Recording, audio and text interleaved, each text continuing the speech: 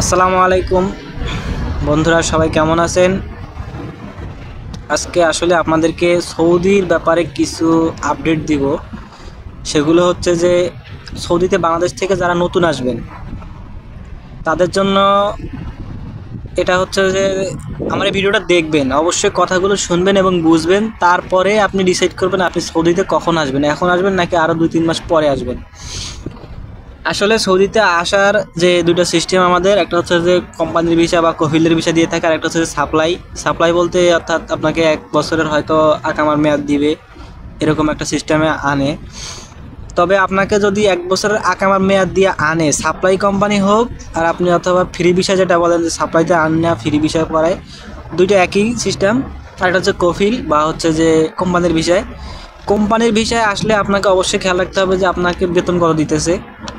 ভাই 1200 টাকা বেতনে আপনি আসলে আপনি অবশ্যই লস করবেন। 4,05,00,000 টাকা খরচ করে যদি আসেন, আপনি 1200 টাকা বেতনে আসলে আপনার 300 টাকা মিনিমাম খরচ।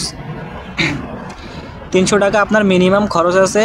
তারপরে হচ্ছে যে আপনার ফ্যামিলিতে দিবেন, তারপর আপনার কিছু রাখবেন, ঋণ দিবেন, এই সব কিছু মিলে আপনার 1200 টাকা আসলে আপনার কিছুই হবে না। যদি বলেন যে আপনার কোনো উপায় নাই, তাহলে আপনি আসতে পারেন, ঠিক আছে। আসার পরেই আপনার আসলে ব্যবস্থা হবে যে আসলে আপনি ওভারটাইম করতে পারবেন কি না, এটা করতে পারবেন কি না। এখন বর্তমান বেশিরভাগ সময় ওভারটাইম হইতেছে না। তো সেই ক্ষেত্রে আসলে বাংলাদেশ থেকে যারা আসবেন তাদেরকে আমি বলবো, প্রথমে আপনি আপনার স্যালারিটা আসলে দেখেন। স্যালারিটা যদি আপনার 1400 প্লাস হয়, তবে লেবারের কথা বলতেছি আমি, ঠিক আছে। যারা অফিসিয়াল কাজ আসবেন তাদের তো অবশ্যই বেশি হবে, আর যারা লেবারের বা কোম্পানিতে নিম্ন পর্যায়ের কর্মচারী হিসেবে আসবেন তাদের 1400-1500 নিচে আসলে আসলে আপনাদের পোষাবে না। দেখা যায় বাড়িতে আপনারা তাইলে পাঠাইতে পারবেন, যদি 1200 টাকা বেতনে আসেন তাহলে আপনাদের বাড়িতে মাস শেষে পাঠাবেন কত, 15,000, 20,000, কোনো মাসে 25,000 পাঠাবেন। 2-3 মাস মিলিয়ে দেখা যাবে 1 মাসে, 4 মাসের মধ্যে 1 মাসে 25,000 পাঠাচ্ছেন, বাকি সব মাসে আপনার 18-20,000 করে পাঠাইতেছেন। তো সৌদির অবস্থা আসলে এখন এরকম।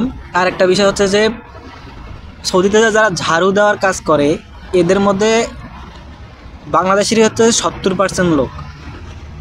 ইন্ডিয়ার আছে হয়তো আপনার 5-10 জন, ফিলিপাইনের হয়তো 1 জন কি 2 জন থাকতে পারে। পাকিস্তানের আসলে পাকিস্তানি লোক ঝাড়ু দেয় কি না আমি জানি না সঠিক, হয়তো দেয় 1 জন 2 জন এরকম। তো 70-80% মানুষই হচ্ছে আসলে বাংলাদেশের, এরা ঝাড়ু দেওয়ার কাজ করে। তো এরা আসলে অনেকে আমি দেখছি যে 700-800 টাকায়, 700-800 টাকা না, সরি 700-800 রিয়ালে এরা আপনার কাজ করে। তো আমি আসলে বুঝতে পারি না এরা কীভাবে কাজ করে 700-800 রিয়ালে। ভাই 300-400 রিয়াল তো অনায়াসেই খরচ হয়ে যায়। যারা আসলে বড়, আমাদের মতো ব্যাচেলার না, আমরা তো ব্যাচেলার, আমাদের আসলে খরচ কম।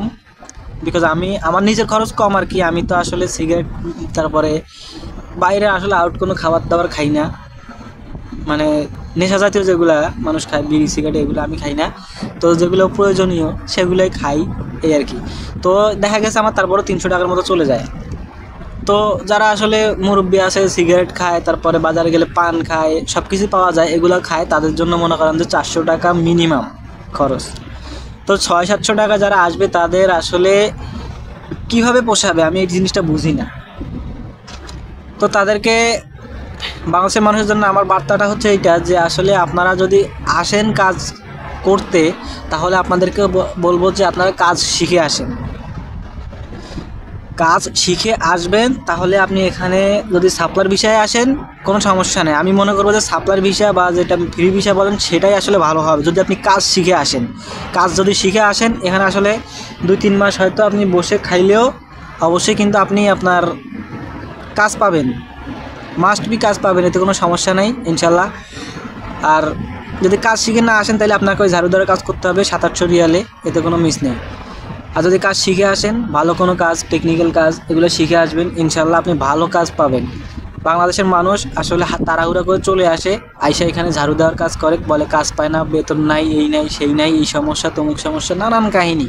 ভাই আপনি কাজ শিখে আসেন, দেশে অনেক টেকনিক্যাল স্কুল আছে, টেকনিক্যাল সেন্টারগুলো আছে, সেগুলো থেকে আপনি কাজ শিখে আসেন, ইনশাল্লাহ আপনি ভালো কিছু করবেন।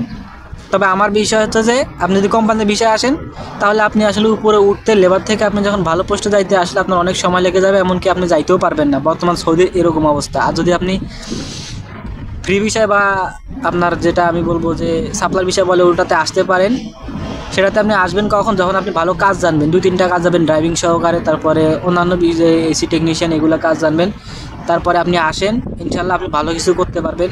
ফ্রি বিষয়ে আসেন তাহলে আপনি ভালো কিছু করতে পারবেন।